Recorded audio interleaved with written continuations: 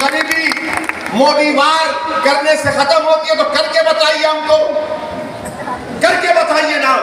मगर मोदी अपनी तकरीर में सिर्फ मुसलमान मुसलमान मुसलमान मुसलमान कर रहे हैं। नरेंद्र मोदी, हिंदू भाइयों में भी बहुत गरीबी है, हिंदू बैकवर्ड क्लास के भाई बहनों में बहुत गरीबी है, बेरोजगारी है, दलितों में बेरोजगारी है, गुर्बत है। 1930 में भी ऐसी होता था हिटलर के जमाने में। यहूदियों को बताकर हिटलर बोलता था ये सब चीज तुम्हारा ले लेंगे। अब लोग, दुनिया ने देख लिया कि क्या हुआ, क्रिस्टलनाथ मूवमेंट हुआ। अब तो पिक्चरें बनाई जा रही है। मैं तो उन पिक्चर बनाने वाले जालिमों से दोबारा कहूंगा, अरे तुमको शर्म नहीं आती? चुल्लू पर पानी में डूब मरो। तुमको भारत में गरीबी नजर नहीं आती? तुमको भारत के नौजवानों की बेरोजगारी नजर नहीं आती? तुमको महंगाई नजर नहीं आती? तुमको मुफलिसी नजर नहीं आती? यही दिए जाते। आपने कभी सुना किसी इंसान को कहते हुए कि मैं अपनी माँ के पेट से पैदा नहीं हुआ? कभी सुना आपने? मैं तो अपनी माँ की पेट से पैदा हुआ अल्लाह के फजल करम से। आप सब भी पैदा हुए ना? मोदी जी बोलते मैं नहीं। कैसे पैदा हुए भाई? देश के प्रधानमंत्री कह रहे हैं और कह रहे हैं कि मुझे ऊपर वाले ने खास मकसद के तहत भेजा। क्या मकसद है आपका बताइए? गंगा में लाशें बह रही थी कोविड के दौरान, नरेंद्र मोदी के हाथ को आपको दिखाई नहीं दिया? उन लाशों को कुत्ते लोच कर खा रहे थे।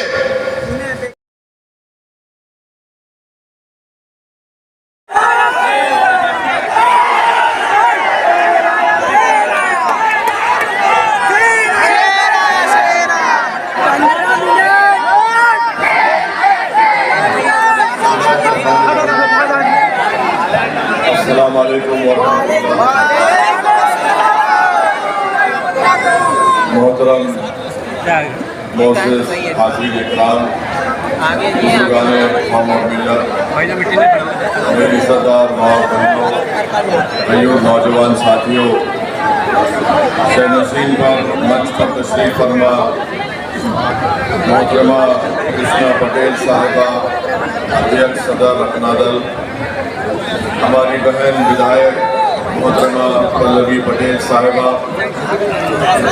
मजलिस इत्तेहादुल मुस्लिमीन उत्तर प्रदेश के सदर जनाब शौकत अली साहब, हैदराबाद के रुकन असम्बली जनाब माजिद हुसैन साहब और वाराणसी उम्मीदवार मोहतरम जनाब नरेंद्र प्रकाश यादव साहब, नशीन बदशरीफ फरमा हिमालय पार्टी अपना दल और PDM के तमाम कायदीन और जो बुजुर्ग बैठे हुए हैं, मेरे अजीज दोस्तों, मैं आपके दरमियान में गुजारिश करने के लिए आया हूँ। आप अपना एक रिकॉर्ड जनाब नरेंद्र प्रकाश यादव साहब के हक में इस्तेमाल करें, जिनका इंतखाबी निशान लिफाफा है।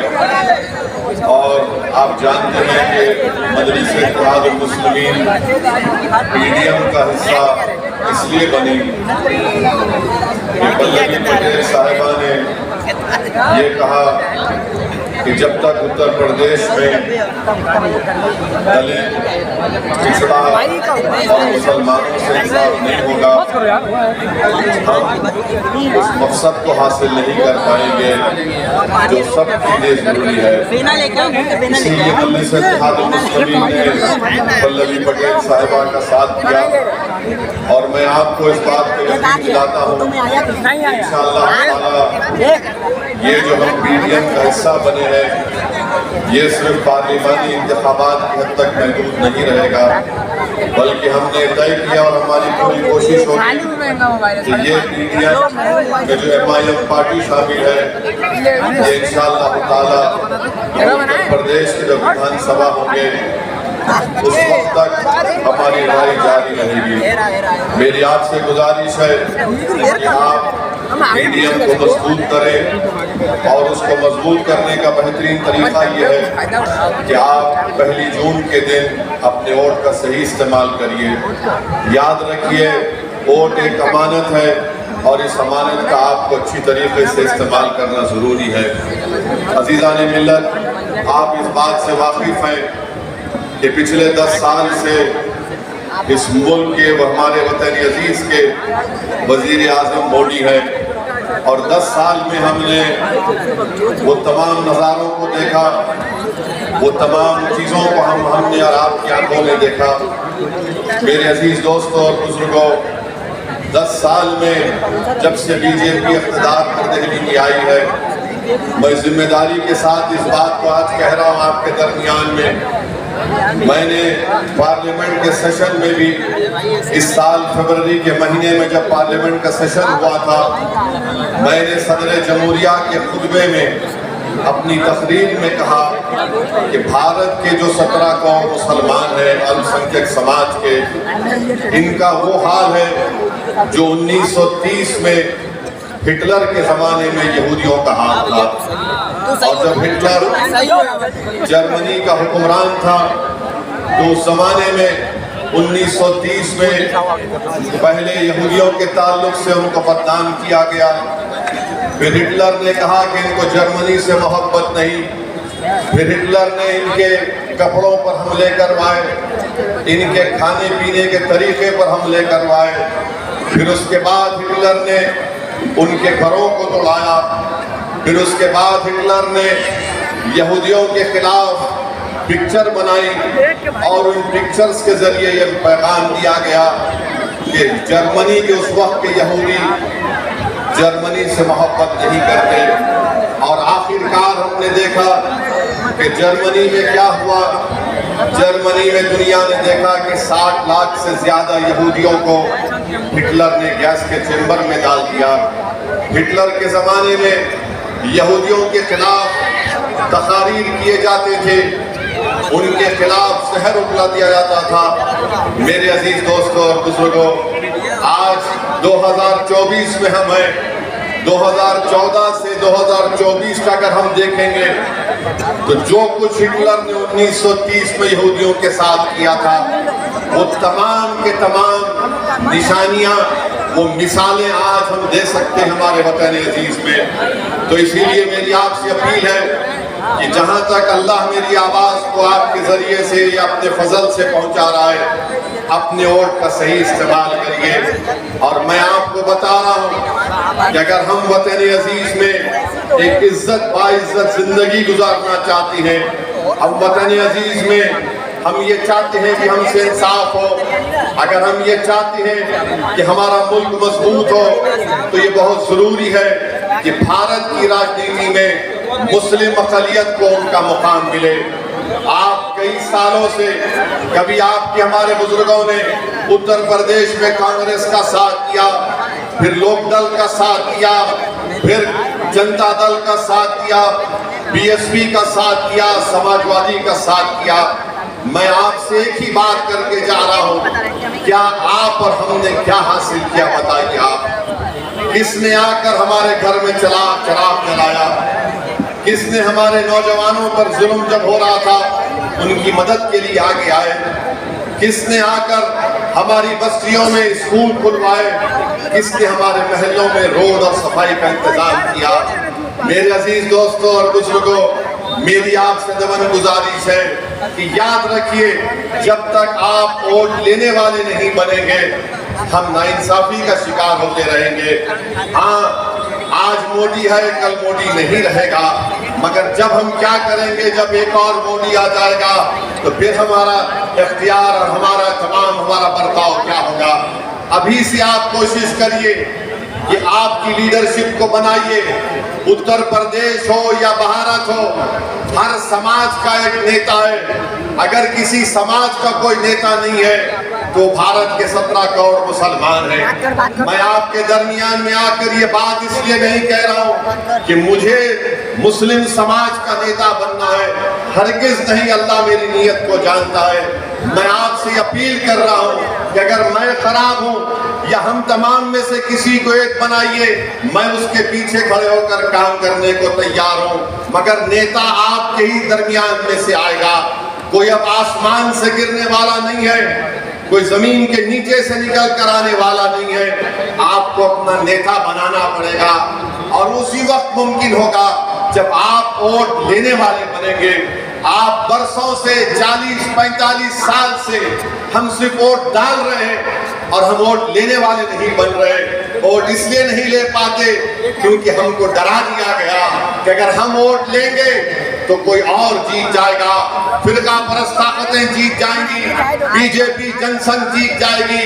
मेरे अजीज दोस्तों और बुजुर्गों, मैं अपनी बात को आपके सामने दलील के साथ प्रूफ कर दूंगा। मेरा आपसे एक ही सवाल है कि क्या 2014 में आपने नरेंद्र मोदी को वोट दिया था?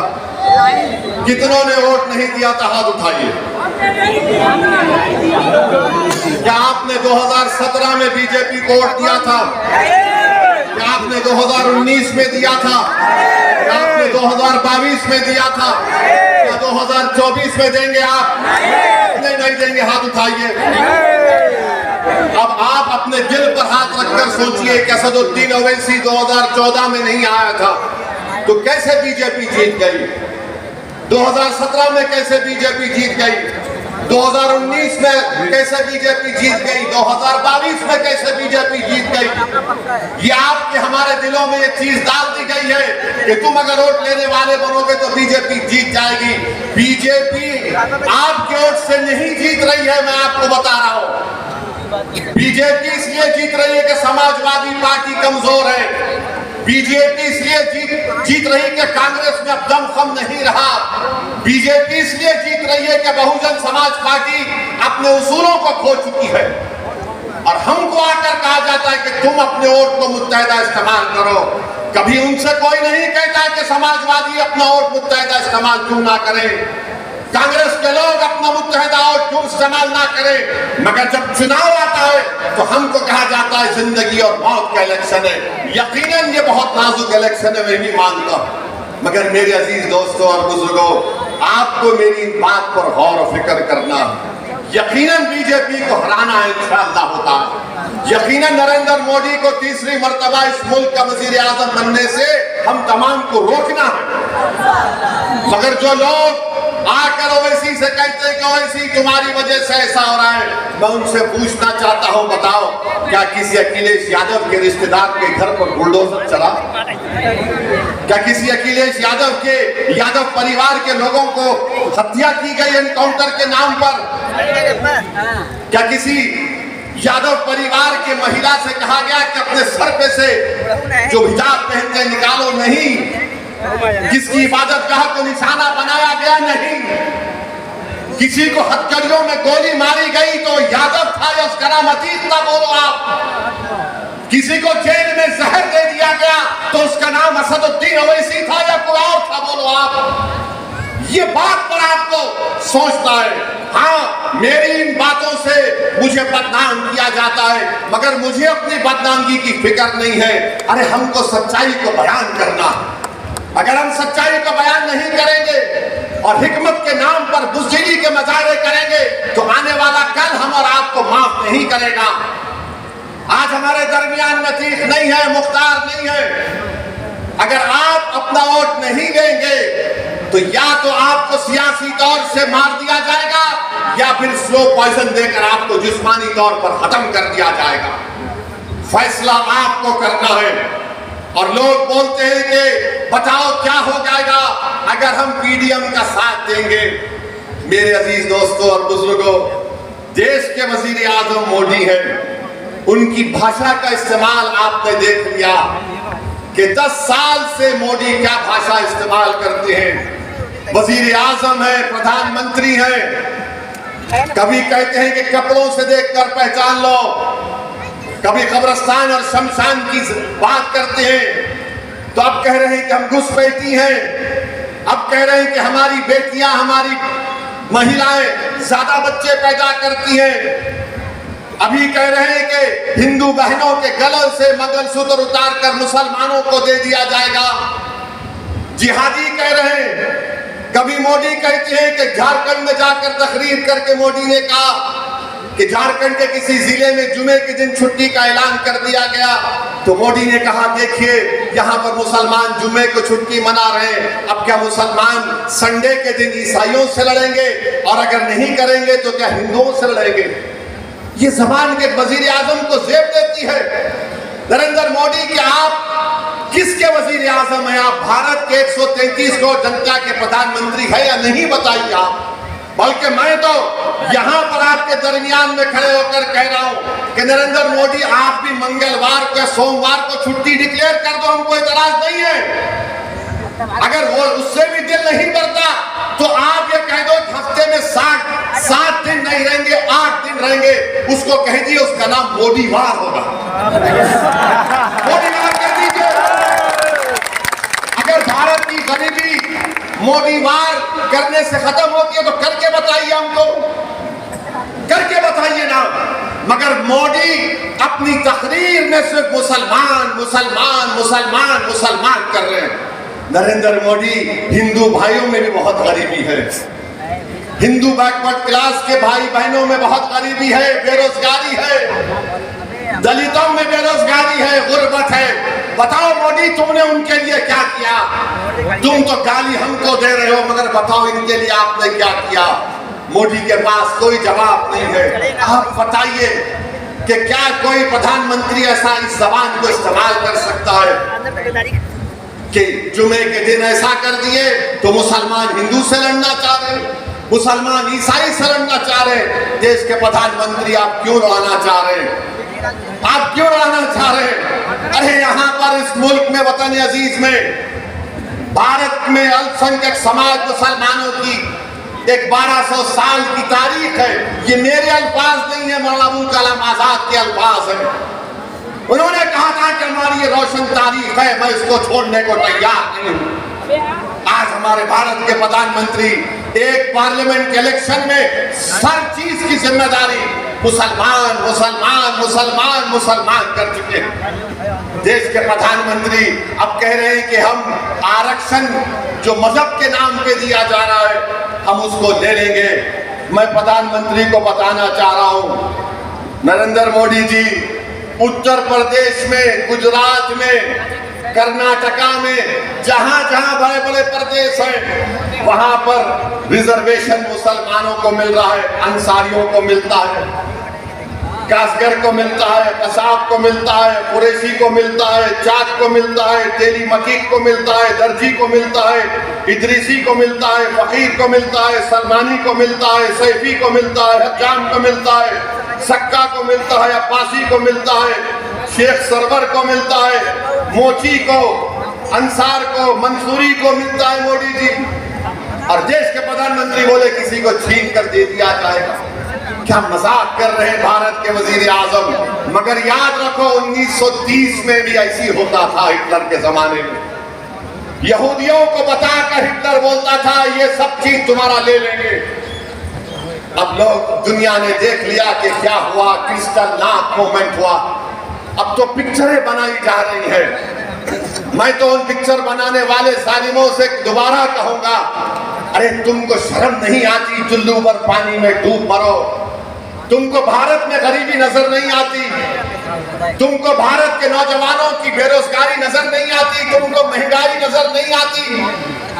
तुमको मुफलिसी नजर नहीं आती? ये जालिम पिक्चर बनाने वाले मुसलमानों का थूक चाटते हैं तो जमीन पर हम थूकते हैं और पिक्चर बनाते हमारे खिलाफ। जालिमों, तुम अपना पेट भरने के लिए कब तक भारत को तोड़ोगे? बनाओ पिक्चर बेरोजगारी पर। नहीं, लव जिहाद, कश्मीर, फुला बोलिए, अरे सब झूठ पर और पिक्चर बनाते हैं। और हद तो यह है कि देश के प्रधानमंत्री कहते हैं पिक्चर अच्छी है, जाकर देखो। नरेंद्र मोदी, ये हमारी बदकिस्मती है कि आप देश के वजीर आजम बन गए। अगर आप बंबई में जाकर एक्टिंग करते तो भारत के नहीं दुनिया के बहुत बड़े एक्टर होते, बहुत बड़े एक्टर होते हैं। पूरे दुनिया के अवार्ड आपको ही दिए जाते। आपने कभी सुना किसी इंसान को कहते हुए कि मैं अपनी माँ के पेट से पैदा नहीं हुआ? कभी सुना आपने? मैं तो की पेट से पैदा हुआ अल्लाह के फजल करम से। आप सब भी पैदा हुए ना। मोदी जी बोलते मैं नहीं। कैसे पैदा हुए भाई? देश के प्रधानमंत्री कह रहे हैं और कह रहे हैं कि मुझे ऊपर वाले ने खास मकसद के तहत भेजा। क्या मकसद है आपका बताइए? गंगा में लाशें बह रही थी कोविड के दौरान, नरेंद्र मोदी के हाथ को आपको दिखाई नहीं दिया? उन लाशों को कुत्ते लोच कर खा रहे थे। भारत के युवाओं का मुकद्दर आपने बेरोजगारी बना दिया। उत्तर प्रदेश में यहाँ पर पेपर लीक हो जाता है और यहाँ के मुख्यमंत्री बाबा कहते हैं कि किसी बादशाह की आत्मा आ गई। बाबा आपको आत्माओं से इतनी मोहब्बत क्यों है बताइए? कैसे आप आत्माओं को पहचान लेते? हम भी पूछना चाहते हैं बाबा से। ये आत्मा आ गई कहां से? पेपर लीक क्या नाथूराम गोडसे की आत्मा ने लीक किया था? बताओ महाराज। पेपर लीक हो गया उत्तर प्रदेश में, नौजवान परेशान है। वो नौजवान हिंदू भी है, मुसलमान भी है, बैकवर्ड क्लास का भी है, कुर्मी है, कुशवाहा है, यादव है, दलित है, पासी है, सब है, आदिवासी है। मगर नरेंद्र मोदी सिर्फ मुसलमान मुसलमान मुसलमान करते हैं। और मोदी जी झूठ कहते हैं। उन्होंने कहा कि रमजान में मैंने इजराइल से कहा कि जंगबंदी कर दो। नरेंद्र मोदी इतना तो झूठ मत बोलो। झूठ बोले काला कौवा काटे। आप बताइए कि इजराइल बमबारी अपनी जारी रख रहा है। आज राफा में 45 लोग मारे गए रेफ्यूजी कैंप में। भारत क्यों नहीं कहता मोदी तुम बोलो ना? नेतन्याहू से कहो कि जंगबंदी करो। मगर भारत से आज से चंद दिन पहले स्पेन में कश्ती को रोक लिया गया जिसमें 27 टन हथियार था, असला था, एक्सप्लोजिव थे, जो भारत से जा रहा था इजराइल को। और मोदी झूठ बोलते हैं कि मैंने कहा इजराइल को कि रमजान में बमबारी मत करो। नरेंद्र मोदी, भारत ही पहला देश था जिसने फलस्तीनियों को माना था। गांधी ने कहा था ये मुल्क, ये जमीन अरबों की है, यहाँ पर यहूदियों को नहीं रहना चाहिए। मगर आज आपके जबान से उन मासूम फलस्तीनियों के बारे में कोई अल्फाज नहीं निकलते। देश के प्रधानमंत्री एक लंबी झूठ बोल दिए। मेरे अजीज दोस्तों और बुजुर्गों, आज आप देखिए इस देश की फॉरेन पॉलिसी क्या है। नेपाल है, छोटा सा मुल्क है, आज नेपाल भारत को आंख दिखा रहा है। नेपाल अपने करेंसी के नोट पर उन इलाकों को, भारत के इलाकों को कह रहा है कि ये नेपाल का इलाका है। बोलो नरेंद्र मोदी, कुछ तो बोलो। नहीं बोलेंगे। नरेंद्र मोदी बोलेंगे मुजरा हो रहा है, मुजरा। नहीं मेरे भाई, क्या ये महिलाओं का अपमान नहीं है, उनकी बेइज्जती नहीं है? मुजरा हो रहा है। नरेंद्र मोदी, देश की 50% आबादी महिलाओं पर है, आप उनका मजाक उड़ा रहे। मुजरा हो रहा है, जाओ मुजरा देखो, मुजरा करो। नरेंद्र मोदी ये याद रखो, अगर तुम्हारे मुंह में जबान है तो अल्लाह ने भी हमको भी बहुत अच्छी जबान दी है और हम अपनी जबान से ही बदनाम होते हैं। चीन 2000 स्क्वायर किलोमीटर पर कब्जा करके बैठा है और मोदी कुछ नहीं कहते। क्या मोदी आप चीन के साथ ब्रेक डांस कर रहे थे?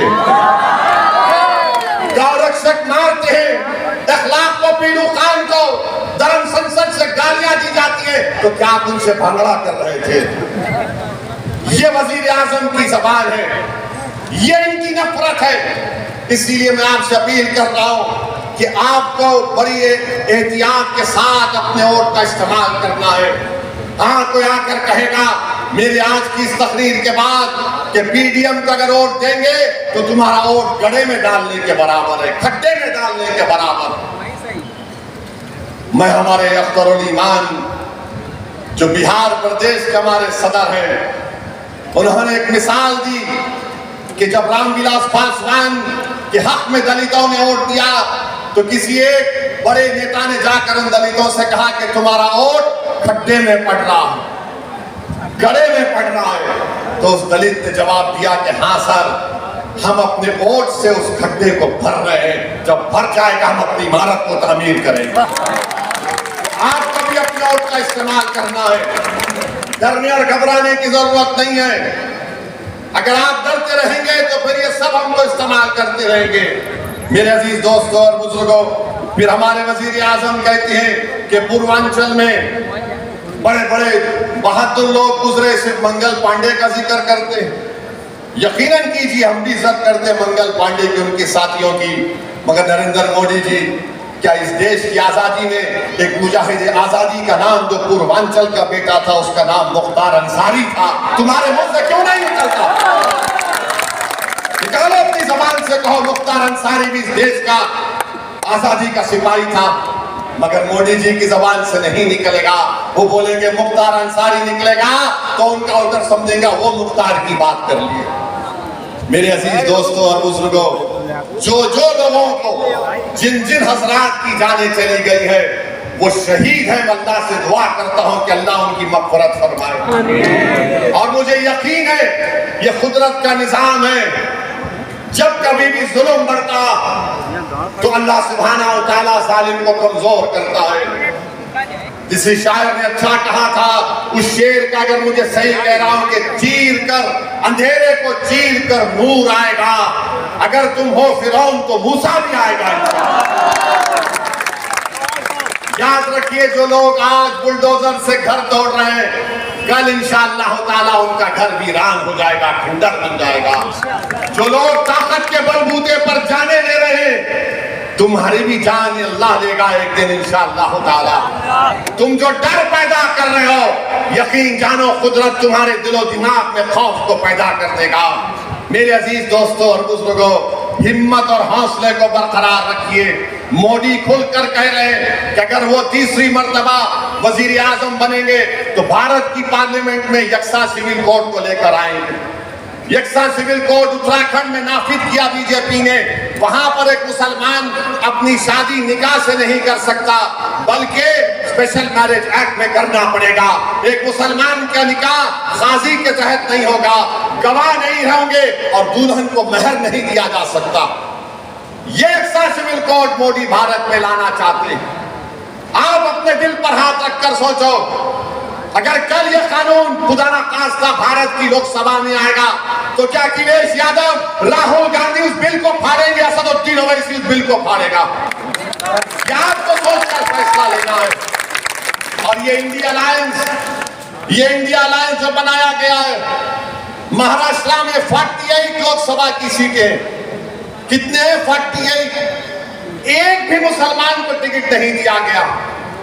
ये कांग्रेस के मुस्लिम नेता मुझे फोन करके कहे कि ओवैसी साहब, महाराष्ट्र में 1.15 लाख मुसलमान है, एक टिकट नहीं दिए। मैंने कहा मुझे क्यों सुना रहे हो? बोले नहीं, हम अपना दिल का गम हल्का कर रहे हैं आपको फोन करके। मैंने कहा मुझसे बात करके गम हल्का नहीं होता, तुम गुलामी की जंजीरें तोड़कर मेरे साथ खड़े हो जाओ, तुम्हारा गम दूर हो जाएगा। एक को भी नहीं दिए। और एक हमारा एमपी औरंगाबाद का इम्तियाज जलील, इंशाअल्लाह ताला अल्लाह उसको कामयाब करेगा इस बार भी। इम्तियाज जलील के खिलाफ आपने उम्मीदवार खड़ा कर दिया और बोलते हैं ओवैसी वोट काटने आया है, मेरे खिलाफ आपने वो कैंडिडेट खड़ा कर दिया। मैंने कहा कोई बात नहीं, मैंने तो हैदराबाद में कई मर्तबा कहा अगर दम है तो मोदी अमित शाह आकर मुझसे हैदराबाद में मुकाबला करें। मेरे भाई, आप देखते हैं कि महाराष्ट्र में एक नहीं, बिहार चले जाइए, बिहार में 22 यादवों को टिकट दिया तेजस्वी यादव ने। 14% यादव है, 17% मुसलमान है और 2 मुसलमानों को टिकट दिया। और गाली मुझे देते हैं।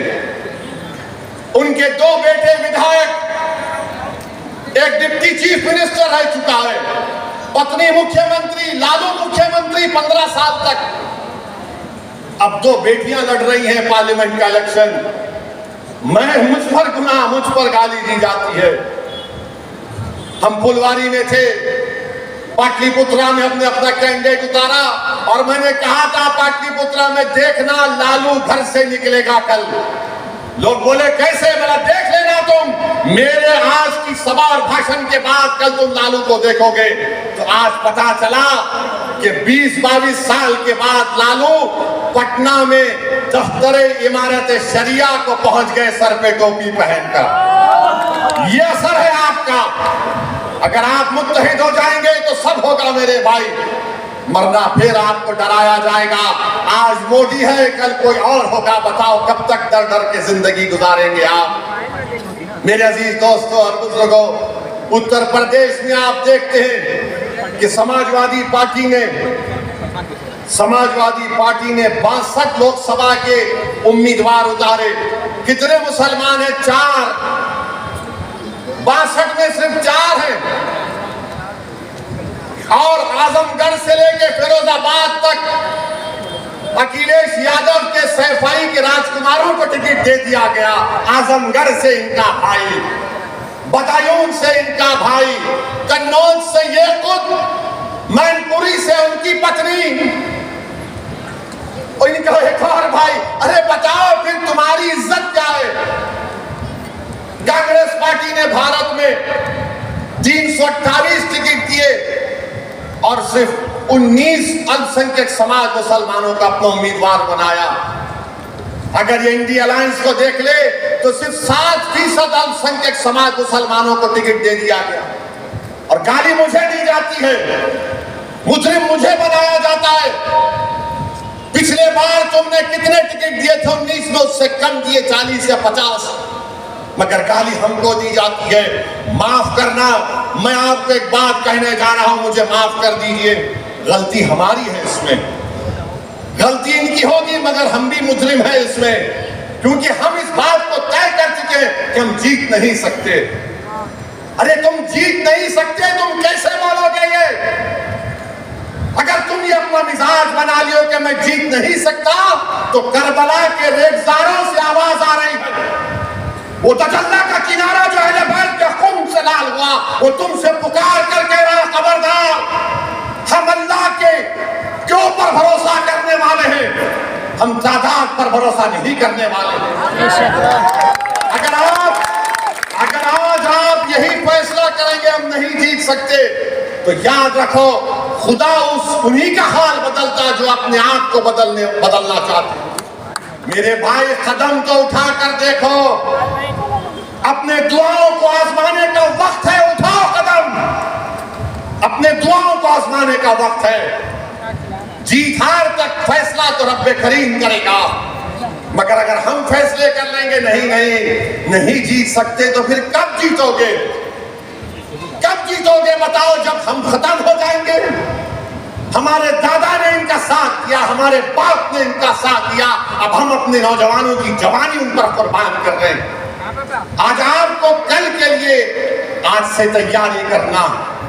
अखिलेश यादव 2014 से बीजेपी को हराना चाह रहे, नहीं हरा सकते, नहीं हरा सकते वो बीजेपी को। मैं कह रहा हूं आपको, मेरी बात लिख कर रख लेना आप, और याद रखना कि एक दीवाने ने आकर हमसे कहा था, ये सिर्फ अपने परिवार को बचाना चाहते हैं, और परिवार को बचाने के लिए डर बिठाया जाता है, और इनका मकसद एक ही है कि उनकी राजनीति चमकती रहे। कल चंदौली में जलसा हुआ, अखिलेश गए थे, ऐसा ही मजमा था, मजमे से जनता पुकार रही थी कि भैया मुसलमान एक नेता है, उसको डाइस पर बिठा लो, मगर भैया ने उस शख्स का नाम नहीं लिया, उसको मंच पर नहीं बिठाया। कब तक आप ऐसा कहेंगे, उसको बिठा लो, उसको बाजू बिठा लो? मोदी खुली तरह से कह रहे हैं कि मैं मुसलमानों की वोट की मुझे जरूरत नहीं है। 441 में से मोदी ने 1 को टिकट दिया केरला से, मगर आपके पास चॉइस आज है, विकल्प है, पीडीएम है। आप पीडीएम का साथ दीजिए, डरने और घबराने की जरूरत नहीं है।